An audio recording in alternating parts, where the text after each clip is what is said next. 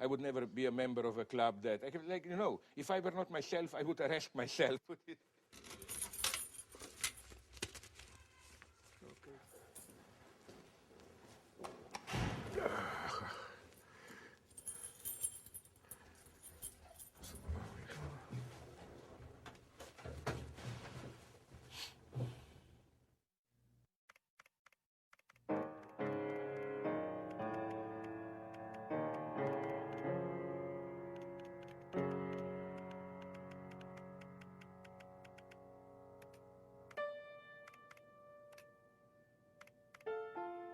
I have a very complicated ritual about writing. It's psychologically impossible for me to sit down, so I have to trick myself. I elaborate a very simple strategy, which at least with me it works. I put down ideas, but I put them down usually already in a relatively elaborate way, like the line of thought, already written, full sentences, and so on. So up to a certain point, I'm telling myself, no, I'm not yet writing the book, I'm just putting down ideas. Then at a certain point, I tell myself, everything is already there, now I just have to edit it. So that's the idea, to split it into two. I put down notes, I edit it. Writing disappears. Oh, sorry, please. Just be loud enough, please.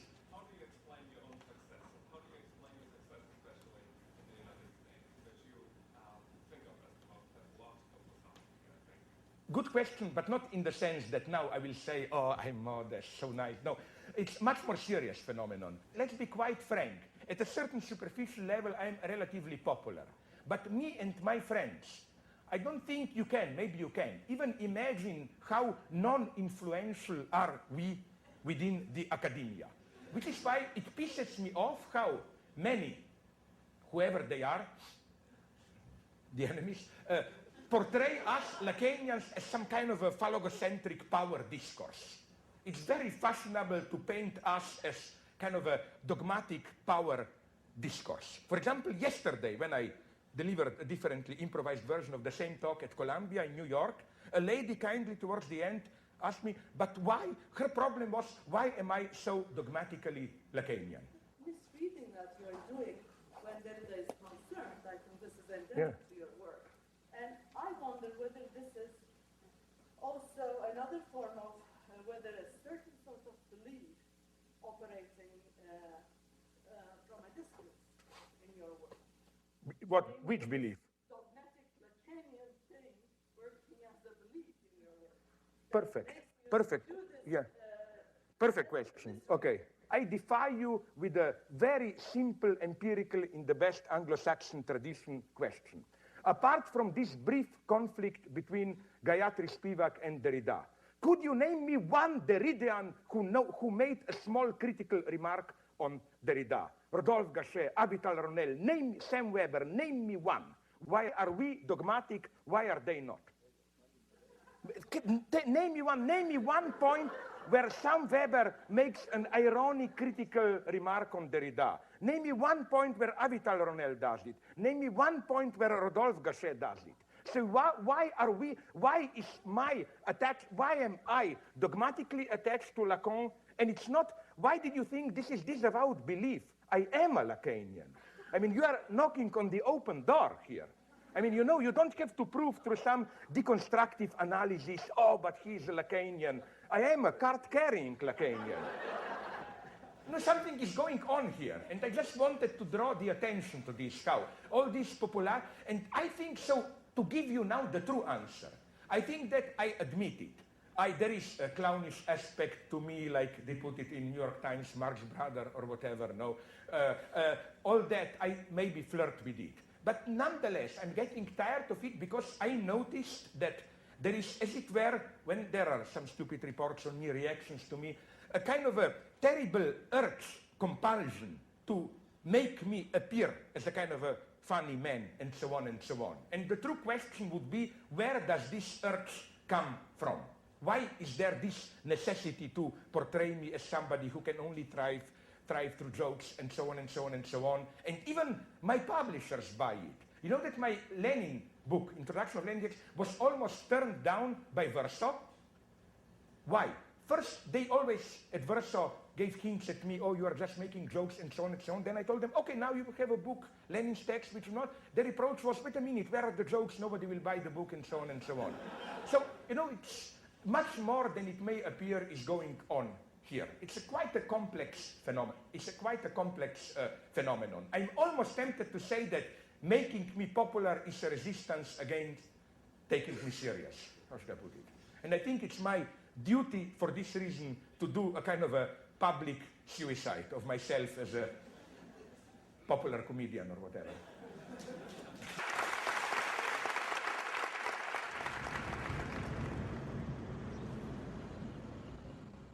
Let's hope we can enter here. I don't know how this functions now. This is it. Okay, but you see, here you should do your Hitchcockian shot, like from Vertigo.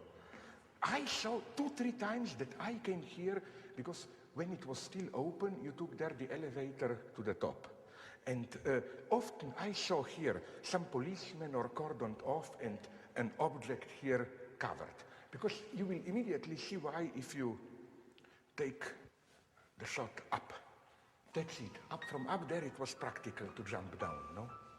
Go up, you jump down, and it's kind of a nice, modest, ethical suicide, you know. It's not this spectacle that on the street you embarrass other people. You go here and you jump down. Of course, my idea was to organize this. You want to kill yourself, we organize it, we prevent so that we guarantee that no small $5, no small children will be here. I even have the idea that, you know, the way they do it in this society of biopolitics, as Foucault would have put it, where they ask you, in order to get married, you know, if you don't have age, you are mentally stable and so on. Obviously it doesn't work, because if it were to work, I would never be allowed to get married, no? But what I would say, that they should do it the same like if you want to kill yourself, no?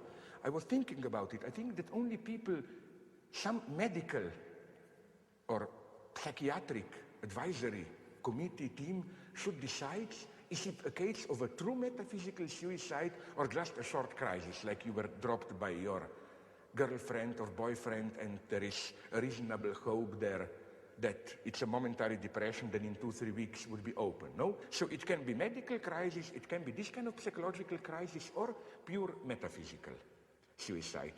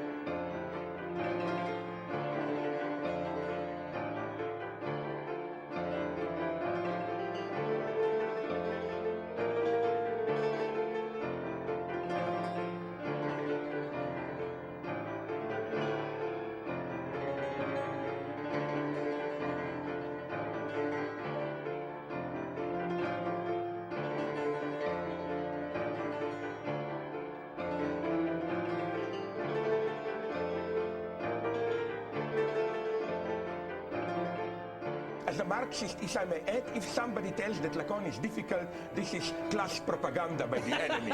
Okay. I never thought I'd have this much fun talking about this. Thanks very much. Have a great weekend. Take care.